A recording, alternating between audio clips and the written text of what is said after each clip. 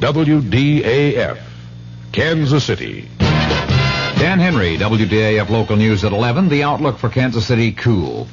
One party was fatally shot tonight in the armed robbery of a service station at 21st and Indiana in Kansas City, Missouri. Kansas City detectives are investigating and withholding the name of the victim pending notification of next of kin. Preliminary reports indicate there may have been no money taken in the hold-up attempt.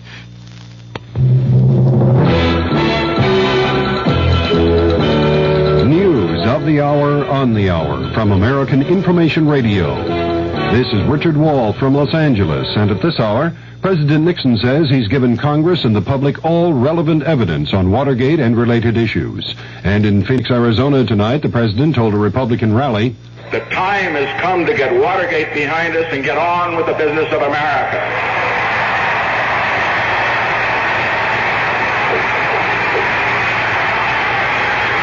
The time has come for the President and the Congress to devote their full attention to what you, the people of Arizona and America, think are of your great concerns. President Nixon was warmly received by the GOP crowd. In a broadcast taped in Phoenix earlier, Democratic Congressman Morris Udall of Arizona criticized the White House for sending transcripts rather than tapes to the House impeachment inquiry. That either the President has committed impeachable offenses and should be tried and removed from office, or he hasn't. And every day that goes by without delivery of all the evidence to Congress and to the special prosecutor drags this process out and hurts this country. Congressman Udall is the featured speaker at the Democrats' counter rally in Phoenix tonight. The vice president on the transcripts, that story coming up. Paper's full of those women again. They say they don't have equal opportunity. Ridiculous. I don't know, Bob. I'm beginning to see they may have something there. What do you mean? Your daughter Mary Jean's doing all right, isn't she? Oh, yeah, just great. She's finishing college with almost a straight A average. Cost me $15,000. Hey, she wants a job in publishing. Can I send her to see you? Sure. Always glad to have a bright, pretty girl like Mary Jean around. We'll start her in the typing pool. Typing pool? Good college, great grades, and a $15,000 diploma so she can be a typist? If she were a young man, would you say the same thing? Let's stop neglecting one of the greatest untapped resources we have, the young women of our country. They deserve the same breaks as young male graduates who often move into executive training jobs straight out of college. Stereotyping women constantly as office workers only is just not fair. Woman power, it's much too good to waste. This message sponsored by the Now Legal Defense and Education Fund. Vice President Gerald Ford has outlined his impressions of the transcripts released in answer to the House Judiciary Committee subpoena for tapes for the impeachment investigation. Correspondent Bill Zimmerman reports from Myrtle Beach, South Carolina. The Vice President told a news conference here in Myrtle Beach, South Carolina, that he has been disappointed at some of the talk and harsh language indicated by the edited White House transcripts. Said Ford, "You can't help but be a little disappointed in what you've seen and read." But overall, the Vice President said he still believes President Nixon is innocent of Watergate and its cover-up. Bill Zimmerman, ABC News, with the Vice President in Myrtle Beach, South Carolina. State tax officials in Sacramento say President Nixon has paid more than $5,000 in back taxes, interest, and penalties here in California. Senator Edward Kennedy says he disagrees with critics who say President Nixon might give away too much on nuclear arms limitation with the Soviets to draw attention from Watergate. Kennedy says the president should make a Moscow trip this summer. U.S. officials with Secretary of State Henry Kissinger in Damascus say there was some progress toward a disengagement agreement with Israel in Kissinger's talks with Syrian President Hafez Assad. But Reuters quotes sources in Damascus as saying there was no agreement by Assad and Kissinger on any point. In San Francisco, the FBI says it's believed that Patricia Hearst stayed in the Symbionese Liberation Army apartment raided last night. The FBI says the SLA apparently pulled out of the apartment about a week ago. 3 men have been arraigned in San Francisco on murder charges in the zebra killings. 4 others arrested in the zebra case were released for lack of evidence. Atomic Energy Commission officials say a cloud of radioactive gas has drifted off the South Carolina coast. The tritium gas was accidentally released from the AEC Savannah River plant. This is Information Radio News. From the Kurt Murray Sports Desk, the Kansas City Royals will be hosting the Yankees tomorrow and Sunday. Pistol Pete Maravich has signed with the NBA's new franchise in New Orleans. Kansas City's Tommy Watson is tied with Bruce Crampton in third place in the Byron Nelson Golf Classic in Dallas after the second round. And 23 horses are set to run tomorrow in the largest field yet in the Kentucky Derby. The Kansas City outlook fair and colder tonight with a chance for scattered light frost in low-lying areas, the low in the upper 30s generally, sunny and warmer tomorrow with a high near 70. Dan Henry, WDAF News. Mystery Theater presents...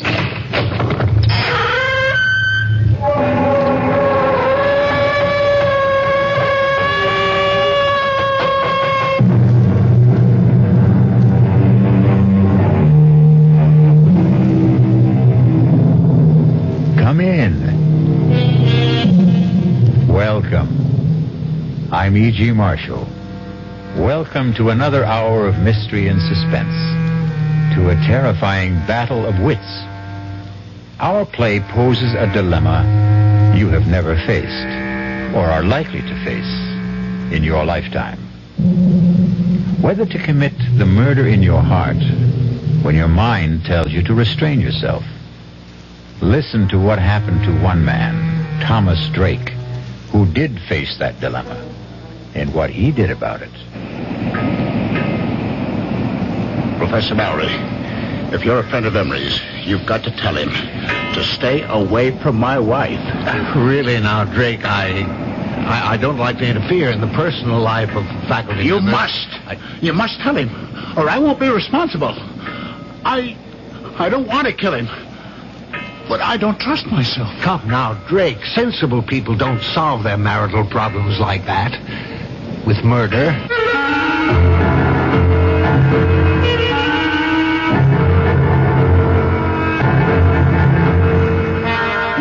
Our mystery drama, Under Grave Suspicion, was written especially for the Mystery Theater by Hank Warner and stars Ralph Bell.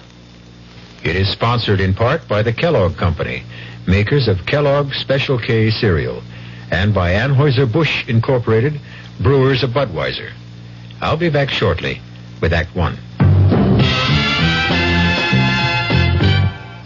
You've seen the Budweiser commercials on television, and maybe you've wondered how long people have been putting that famous Bud label on things. Well, not as long as the brewers of Bud have been putting things on the label. Things like a list of Bud's most important ingredients. Quote, brewed by our original process from the choicest hops, rice, and best barley malt.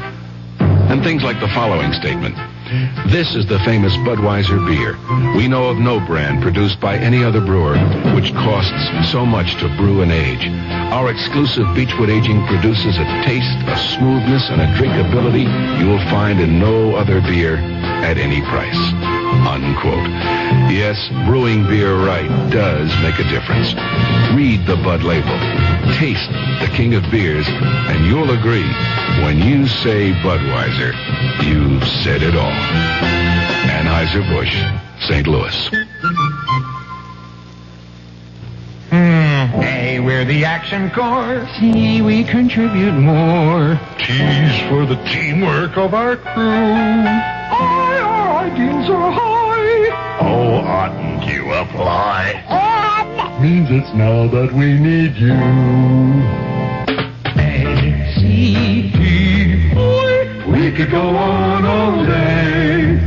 Oh, here's why volunteers are needed right away. Action is VISTA, the Peace Corps, RSVP, SCORE, and other volunteer programs that are helping people to help themselves.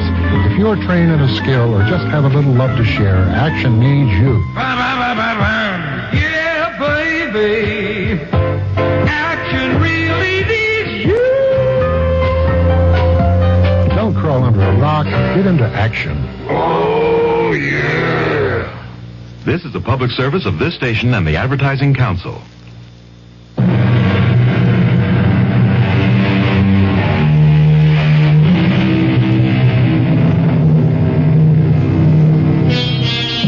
Have you ever returned home late one night and listened in the still darkness, tense and trembling, hoping and praying that you would not hear the whispered passions of your wife and a stranger.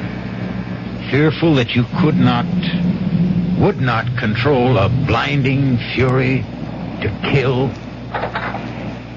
That man getting out of the car on that dark dead-end road on the windswept bluff overlooking the desolate Long Island Sound beach, hurrying by cloud-veiled moonlight down the winding footpath through the scrub pines and brush to his isolated cottage, is Thomas Drake.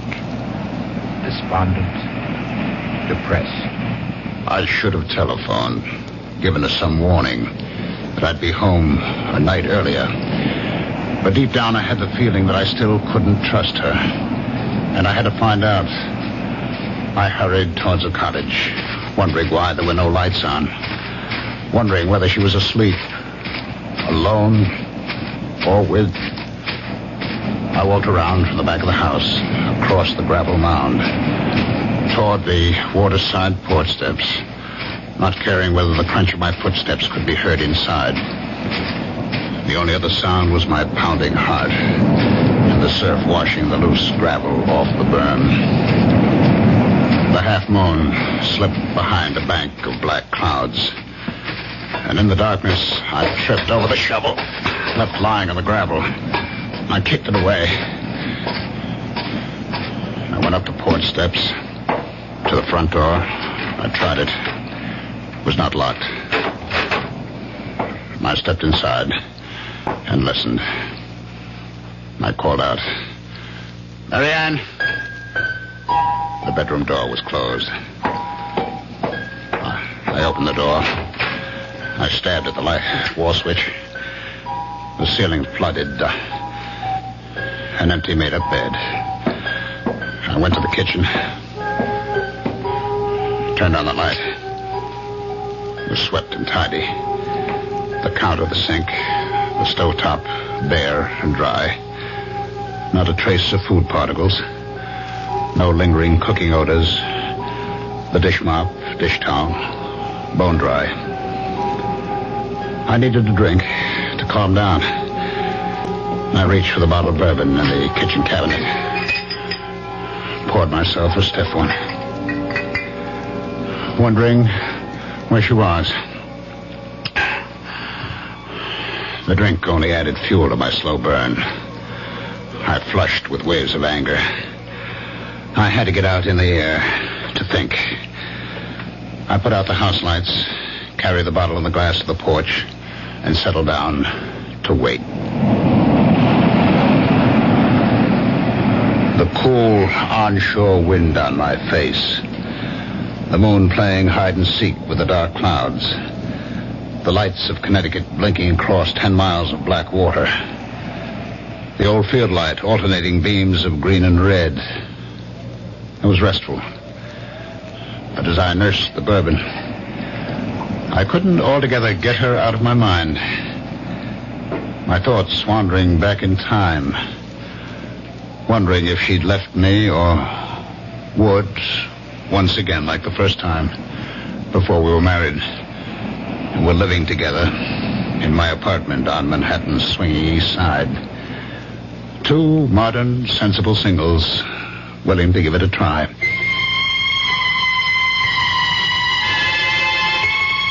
I had a job then. Good job. I was a vice president with electronics engineering. I got home that night. It was Friday night, about 8 o'clock. And as I let myself in... Yes, dear. I heard her talking on the phone. Come on up, Jack. Oh, ask the doorman to hold a cab. He just got home. Oh, who was that, Jack Harrison? Of course. Who else? You know, I'm getting tired of his hanging around. Why did you tell him to stop calling you? He didn't. I called him. You look so surprised, Thomas. You don't have the time anymore for anything but dear old electronics engineering. You did phone me you wouldn't be home for dinner, so I called him. There's a movie I want to see. That's the third time this week. Oh, I didn't know you were counting, darling.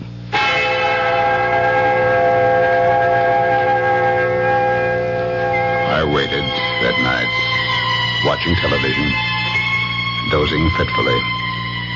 My mind going back to the smiles and looks they had exchanged as they left.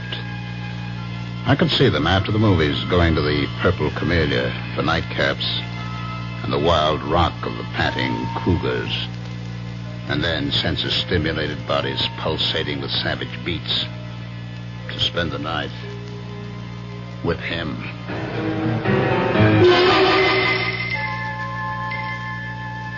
I was awakened from my sleep in the chair by the buzzing TV set. It was 4 o'clock. I fought off the idea of phoning her at Harrison's apartment. I had no one but myself to blame. We had agreed, like two sensible moderns, that there'd be no strings, that we'd be free to live our own lives. And for the first time, I admitted to myself I didn't want that freedom. By 10 o'clock that morning, I couldn't stand it. I phoned Harrison's apartment. There was no answer. I went down to the lobby reception desk to get the mail. It hadn't arrived yet. But the clerk handed me an unstamped envelope. My name and apartment number on it, in Mary Ann's handwriting. I tore it open. Dear Tom, I'm sorry. I think it would be best for both of us to call it quits. I'm going away. There was no date on the plain white notepaper. No imprint of name and address, no forwarding address. Just signed, Mary Ann. I refused to believe it. I hurried right back up to the apartment, to her bedroom closet. Her clothes were gone. I got through the day somehow, in a daze. But the next day, when I went out to get the Sunday paper and returned to the apartment, there she was, unpacking. I changed my mind. Let's have a drink. Want to tell me? There's not much to tell. He told me he has a wife, 3 children in Connecticut, that she won't let him go, so he couldn't marry me. Marry you? You want to get married?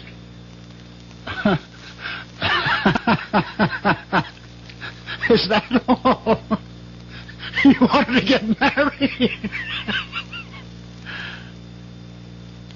Will you marry me? Yes.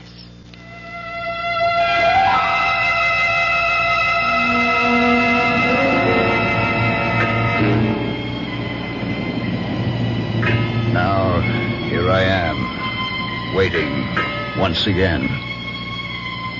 Like two sensible moderns, we adjusted to marriage. We seemed to be making a go of it. Until I lost my job and the cutbacks of government contracts. We subleased the apartment, moved to the cottage to make the rounds of electronic firms on Long Island. I sat there on the porch, waiting once again, looking up and down the beach. And suddenly I saw a flashlight about 100 yards down the beach. It moved around, but it did not advance. And then it went out. I listened. The crunch of footsteps on gravel, carried by the wind, grew louder. I could make out the silhouettes of a man and a fishing rod on his shoulder. He was alone, hugging the waterline. As he came abreast, I called out, any luck?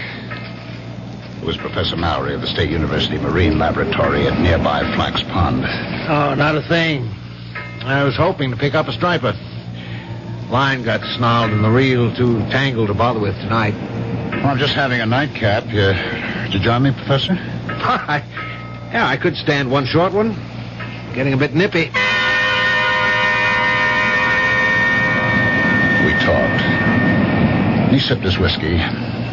I don't know how many I had. He talked about projects at the Marine Lab, the need for more state funds for research on wetlands, water pollution, erosion. He knew I was trying to get relocated, had given me a letter to an executive at the Grumman plant. Hear anything from Grumman? No, not a thing. I've about exhausted the job possibilities on Long Island. I spent yesterday and today in New England. Well, thanks for the drink. I'm sure the job market will open up. Say hello to Mrs. Drake. Thanks again. Dr. Mallory. Yes? Would you do me a favor? Favor? Well, you're a friend of Emery, Richard Emery. I know you know him. But are you a friend of his? Well, he's one of several new young chaps doing postdoctorate work at the Marine Lab. It's a small group, and we're all more or less friendly. I mean, will he listen to you as a friend? Listen? Yes. Tell him to stay away from my wife. What? Emery? Your wife? That's right. Don't ask me how I know. Little things, I know. I come home tonight. She's not home.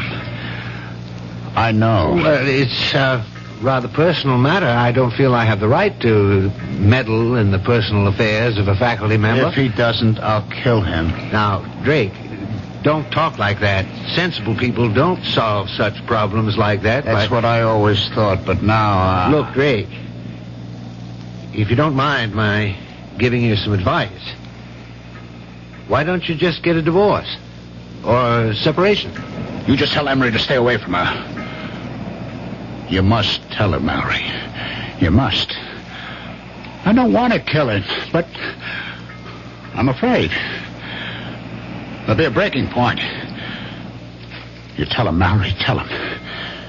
If you don't, you'll share the responsibility. Now, Tom, you're overwrought. You'll feel better in the morning. All right, I'll talk to Emery. Thanks. Good night, Tom.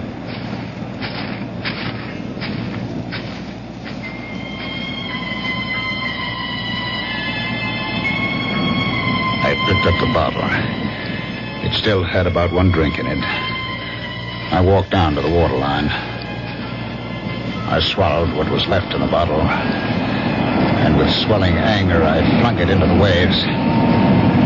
I turned back towards the cottage and stopped. I saw a flashlight down the beach. I could make out two persons walking towards me. And then the light was out. And silhouetted against the night sky, two forms embraced as one. And then, carried by the wind rising out of the northeast, I heard the teasing laughter of Marianne.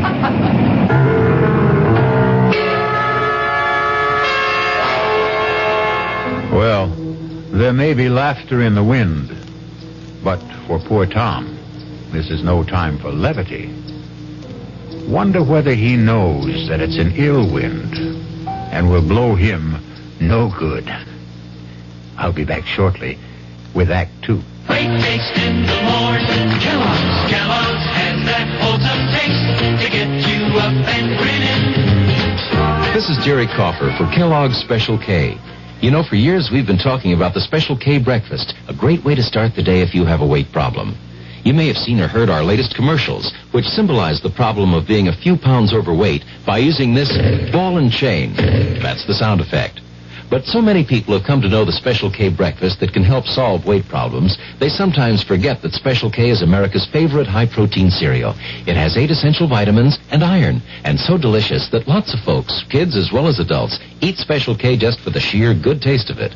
So we don't want you to think that you have to wear a ball and chain to eat Special K. All you need is an appreciation for the finer things of life, a 1-ounce bowl of Special K, 4 ounces of skim milk, tomato juice, coffee, and maybe a little sugar.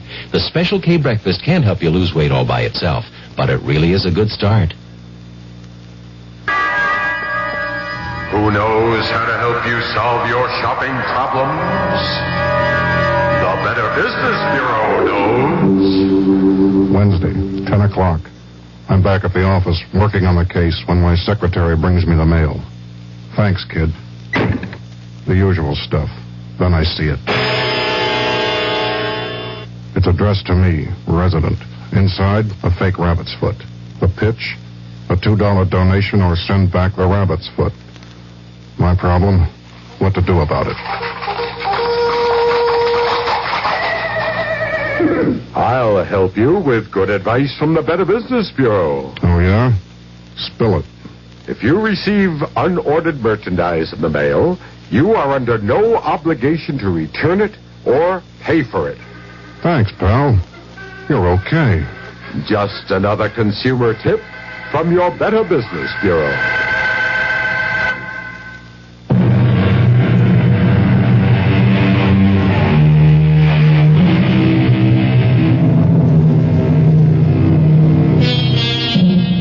Now, what's a fella to do? Poor Tom Drake is in the dark and all at sea, wondering where he ought to be or not to be. But let's not blow the man down. Just lend me your ears, and we'll listen.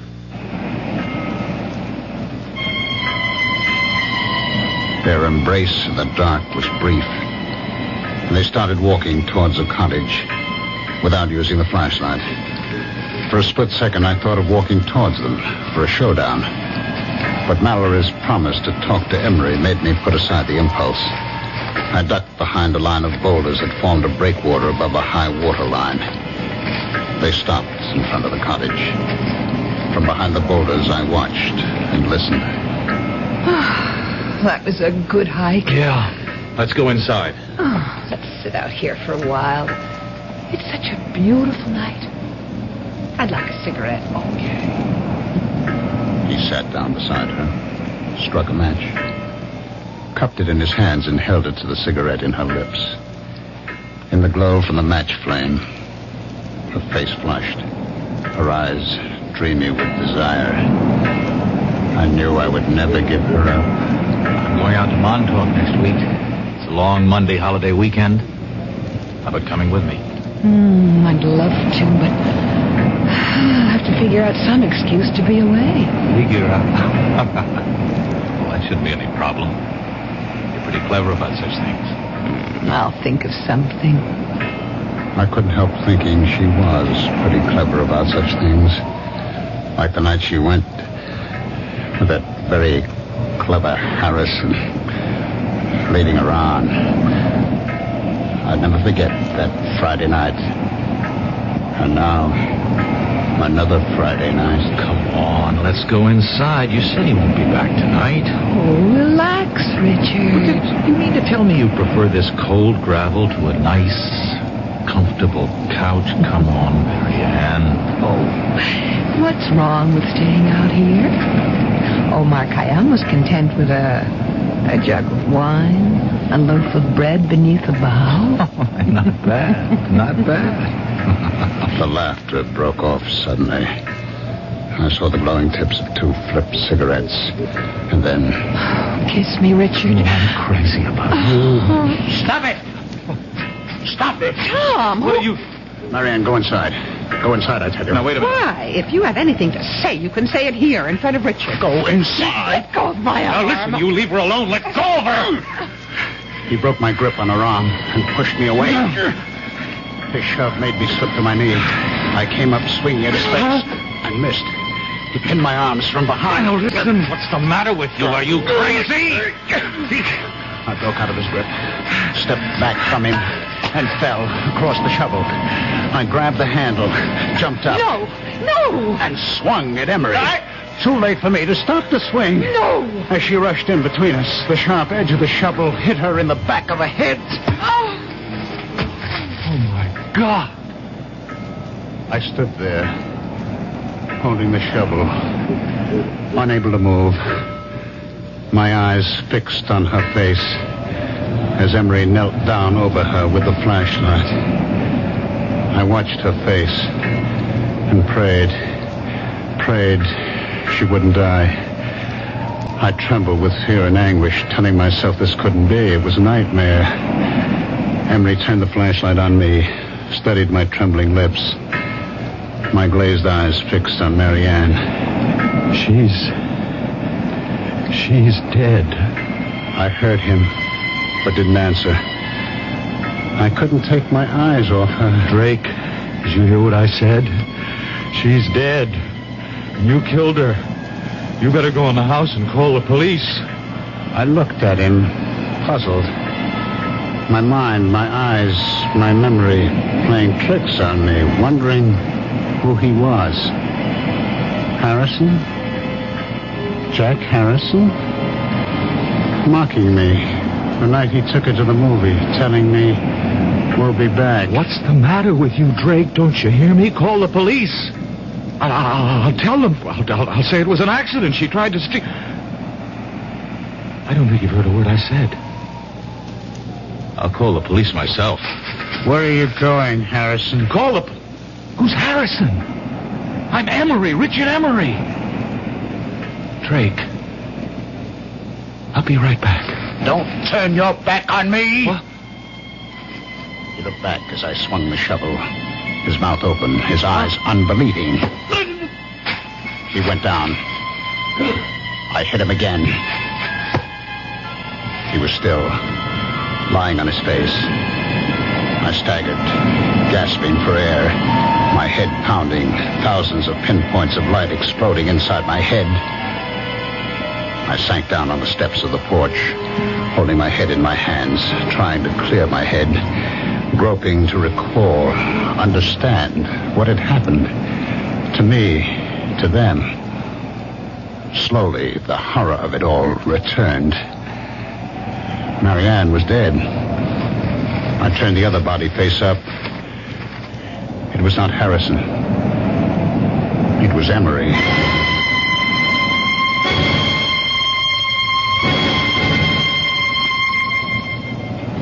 I don't know how long I sat there on the porch steps. Finally, I faced it.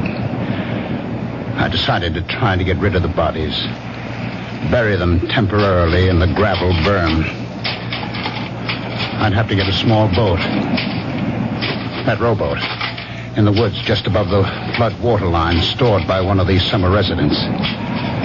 I'd row the bodies out to the channel, weight them, drop them overboard on an outgoing tide. The strong current on the bottom of the channel would move them out to the sea. The loose gravel was only about 3 feet deep. It would be deep enough to hide them. I dragged the bodies over, laid them end to end, covered them, building up the gravel mound to the same height of the berm that ran parallel to the water level. I inspected the shovel.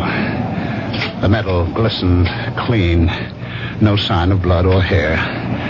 I stood it against the porch rail, went inside. I sprawled out on the bed, exhausted, and fell into a heavy, dreamless sleep.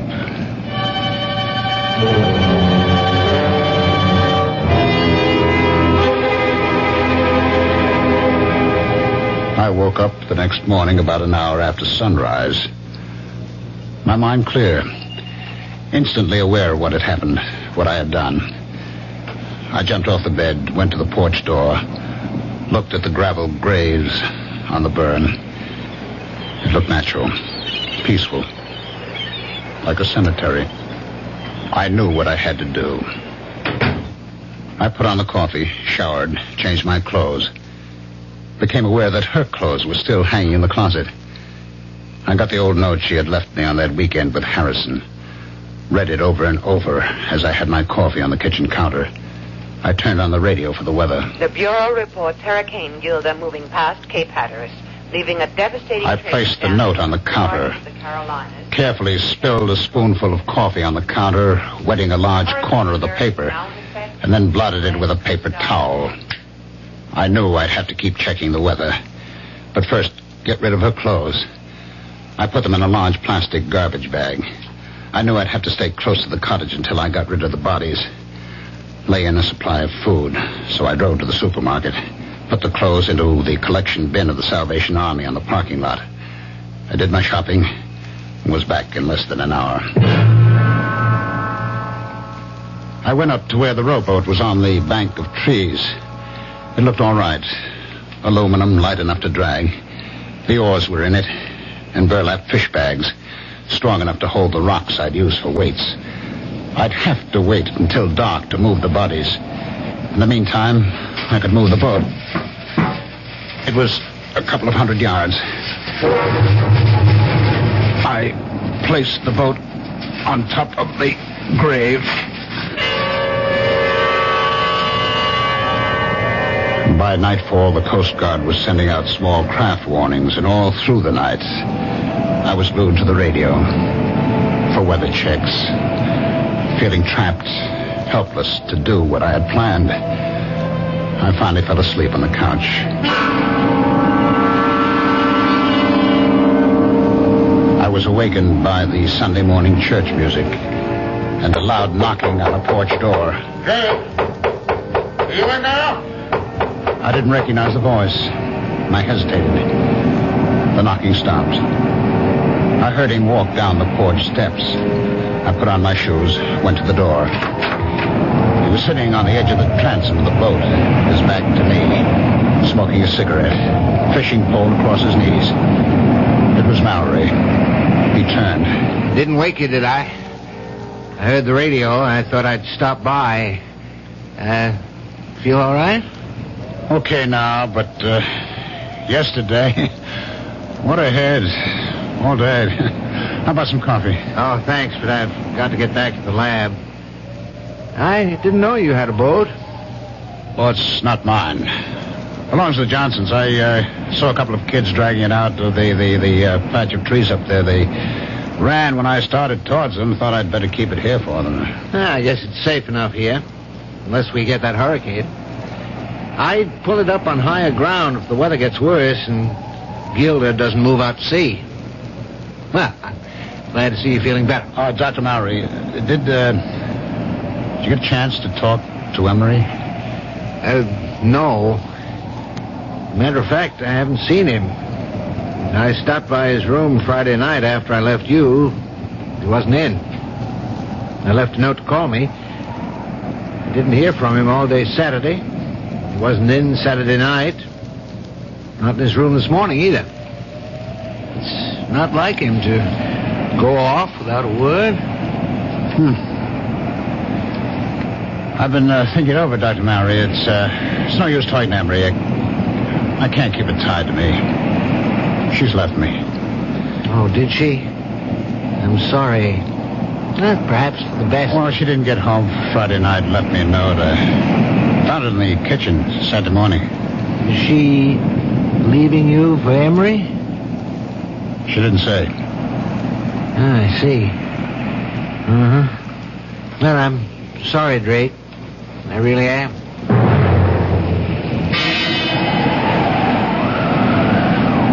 Sunday night, I was still trapped by the weather. It got worse through the night, but the weather report said there still was a 50-50 chance that the hurricane would bypass Long Island.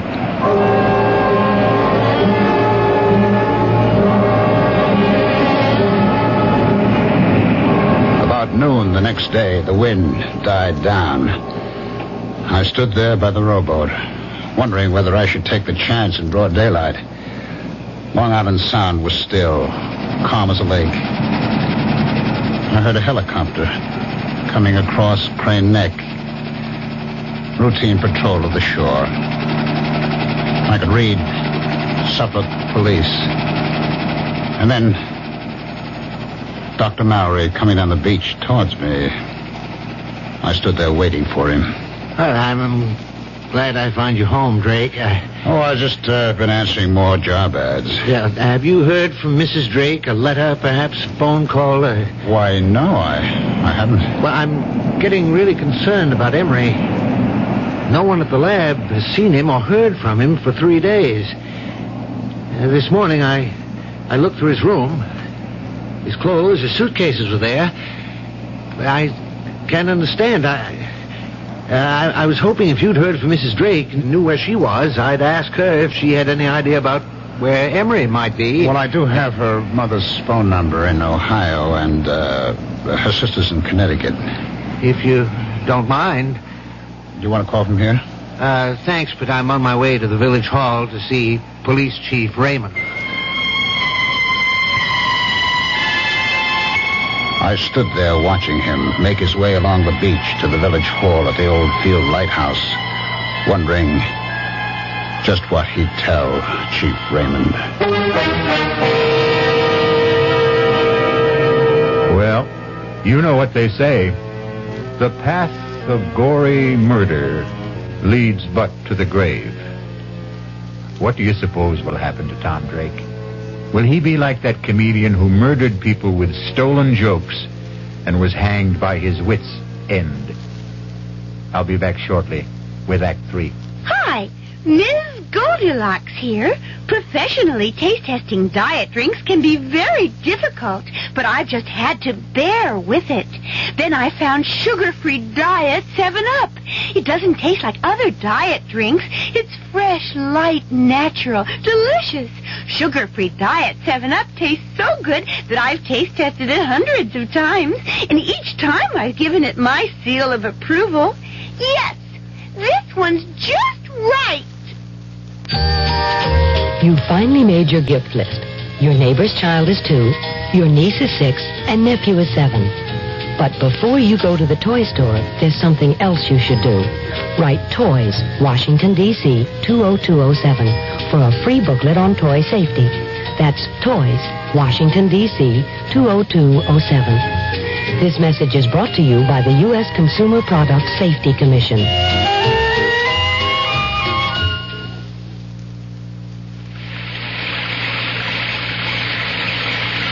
Sometimes a gentle rain in one place adds up to a raging torrent in another. A torrent that can uproot lives as well as trees. To remedy the things that can be remedied in a disaster, America has a unique emergency force, the American Red Cross, America's good neighbor.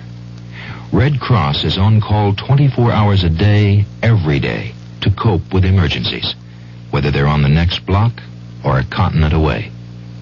Most of the help that's given is from volunteers. The money's from volunteers, too. Volunteers like you. If you need help, join us. If you can give help, join us. The American Red Cross. Help us help people. Just like you.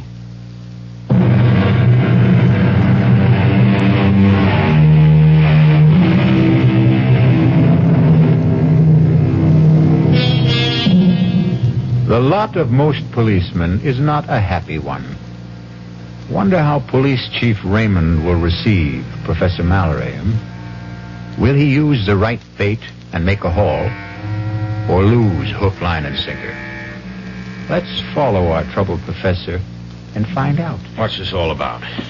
Emma said to tell me it was urgent. Well, I mean, it's not a matter of life or death, is it?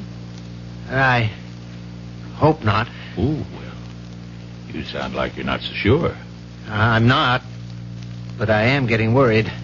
Somebody been stealing typewriters and lab equipment again? No, Chief. Well, this may sound odd, but a member of the lab faculty seems to be missing. Oh? That's so. What do you mean, missing? No one's seen him since Friday afternoon. Well, this is only Monday. Yes, but he was not in his room Friday night, Saturday night, Sunday night. He didn't show up in the lab today. Well, what about his weekends? Did he have them free? Oh, sometimes, when scheduled. He was not scheduled to be off this weekend. Uh-huh. The chap he rooms with, Garrison, says he saw Emery Friday noon. Well, Garrison was off this past weekend. He got back Sunday night. I saw Garrison this morning. He wasn't surprised or upset over the fact that Emery hadn't spent the night in his room. Mm-hmm. It wasn't the first time. Do you know that cottage the Drakes rented? Yes, I do. It belongs to Howard's. Was that the one? What about it? Well, last Friday night, I was out casting along the beach. On my way back to the lab, Drake invited me to stop for a nightcap on the porch. He'd already had quite a few. I had one drink with him, and he asked me, was I a friend of Emery's? And he asked me, the way he put it, would I do him a favor? Mm-hmm. Go on. What he wanted me to do was for me to tell Emery to stay away from his wife. Now, did he explain that? Did he mean Emery was annoying his wife, or did he mean they were having an affair? Well, my first impression was that it was more or less a dalliance. Well, that's kind of par for the course in this university town, you know. Yes, perhaps, but I told him I'd prefer not to get involved in personal affairs of faculty members. And what'd he say? He said if Emery didn't stay away, he'd kill him. His exact words. Huh? Of course, he was very drunk when he said it.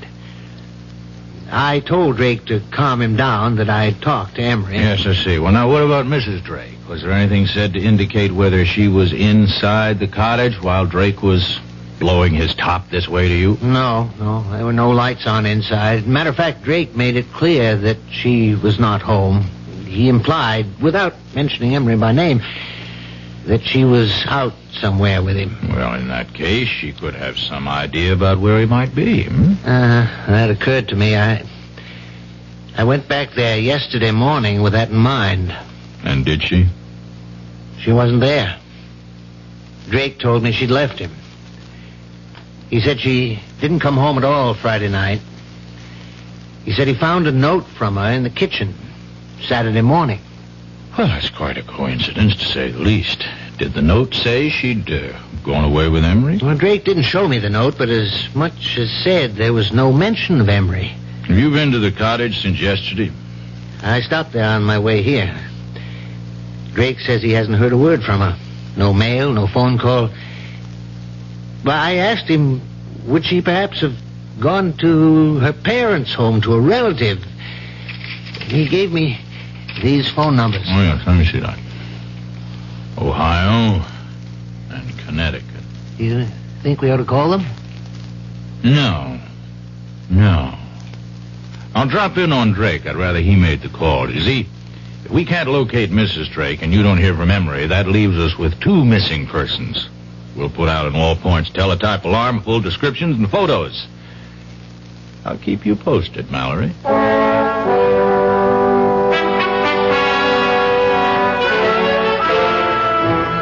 I'll come to the point, Drake. Mallory, Professor Mallory up at the Marine Lab, came to see me. And he's a bit worried about the absence of a faculty member, one Richard Emery. There's no use being delicate about this, Drake. From what he told me, it does look like Emery and your wife ran off together, doesn't it? Yes, it sure looks like it. Do you mind if I see that note she left you? Oh, no, not at all. It's on the kitchen counter where I found it. We went into the kitchen. He picked up the note, studied it carefully, looked at the back of the paper, felt the coffee stain. When did you, discover this note? Saturday morning. Well, that stain's some coffee spilled from my cup as I was reading it. Oh, I see. You mind if I, look around?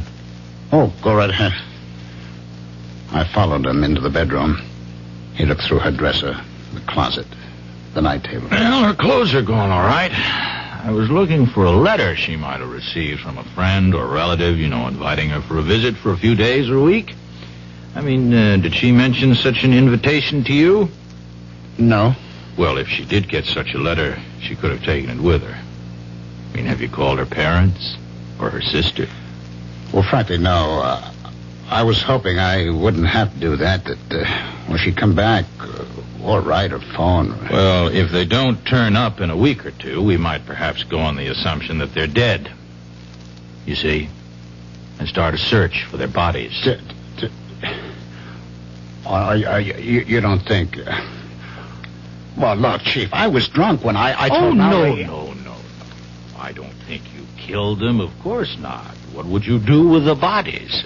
Bury them out there? Let's not get morbid about this. You don't think I'm going to call out the tractors to scrape down the gravel, do you? Oh, by the way, how long are you planning to stay on here? A couple of weeks. All right, fine. Well, now keep in touch. I'll call you if anything develops. Phone me if you get a letter or a call from your wife. I followed him out. He looked at the rowboat. studied the sky. I'd pull that little boat up higher beyond that low ground back of the house. I wouldn't be surprised if we get some of Hurricane Gilda before night's over. Better keep the radio set on the Coast Guard reports. I watched him go down the footpath across the low ground behind the cottage and then uphill to where his car was parked, top of the bluff. It was not till he was out of sight that I stopped sweating.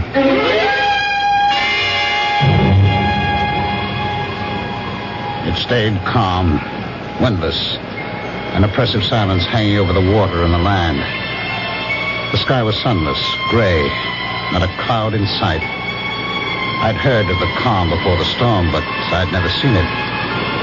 I filled the kerosene lanterns, got candles ready. Gale warning, Cape May to Block Island. High tides 3 to 4 feet above normal with flooding along lowlands. By late afternoon, all up and down the sound, whitecaps galloped shoreward from as far as the eye could see. Treetops swayed and twisted in the whistling wind. The waves crashed higher on the shore. It started to rain hard. Windswept sheets of water lashed the roof and the shingled siding. The lights went off. I lit the lanterns and candles. Winds 50 to 60 knots. Residents alerted to evacuate low-lying shore areas. The door banged open, and the wind picked up the rowboat, sent it rolling side over side across the low ground behind the house. I stood with a lantern on the gravel burn, watching the waves inching closer, lapping the foot of the gravel mound, loosening gravel in the backwash. And then I heard the phone ringing. I went to it, picked it up, still watching through the open door, the waves breaking over the gravel. Hello? Hello, Drake. This is Police Chief Raymond. What the hell are you still doing out there? Didn't you hear the evacuation alert? Oh, the phone fell out of my hand. I saw waves crashing over the grave and ran out. Now, Drake, you listen to me carefully. There's been a breach in the shore about a quarter mile down the beach. Get the hell out of there. You'll be cut off. You hear me? Be there.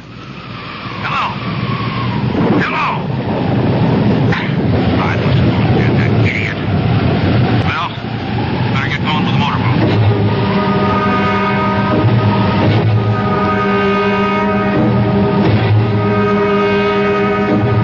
I knew I had to keep shoveling on the gravel and sand as fast as the waves washed it off.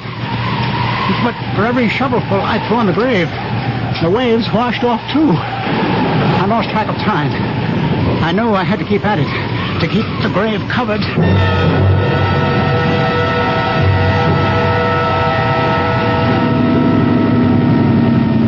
Heading close to the house, Mallory. Yeah.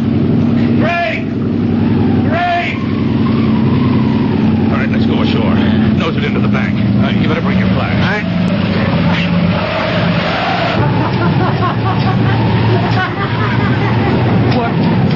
What the hell is he doing? No! No! You can't come back! Never, Harrison! Never! God of mercy. It's Emery. Well, I better get him over to the Riverhead Prison Hospital. Tide will be going out in a little while. Let's put this rope around the ankles and secure it to the porch. Mallory, you stay here till the county police and the coroner get here.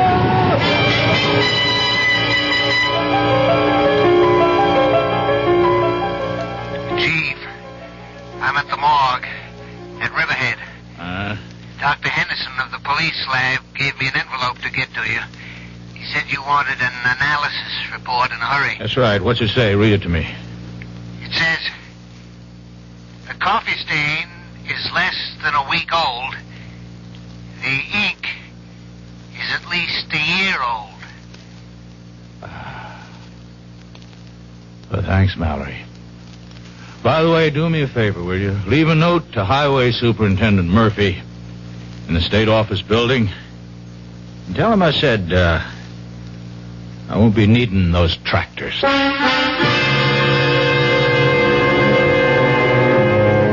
Well, imagine. What do you think of that police chief? Isn't he the fishy character? Anyhow, we didn't have to scrape bottom. I'll be back shortly. Hello, this is Goldilocks. It seems like only yesterday that I was a little girl tasting porridge. You know, this one's too hot. This one's too cold. And now I conduct taste tests on diet drinks. And there's one I must tell you about. Sugar-free Diet 7-Up. It has a fresh, natural, delicious taste. It drives my taste-o-meter crazy. Sugar-free Diet 7-Up. This one's just right. Answer on. I'm building a kite out of tissue paper, and it's beginning to rain. What do I need? Umbrella or plastic kite. Answer on. How many children are born with birth defects? 250,000 a year in the United States. What's being done? The March of Dimes supports research, medical service, and public education programs. How can I help? Answer on. Like me, the March of Dimes needs money for answers. Give to the March of Dimes.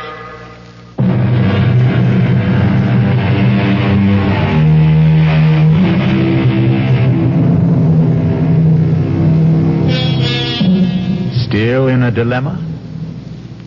We hope you never have to face it. We can offer some advice, though. When you are uptight about any matter, nothing like settling down at your radio and letting the cares of the day slip away as your mind and ears carry you off on a relaxing journey of mystery adventure.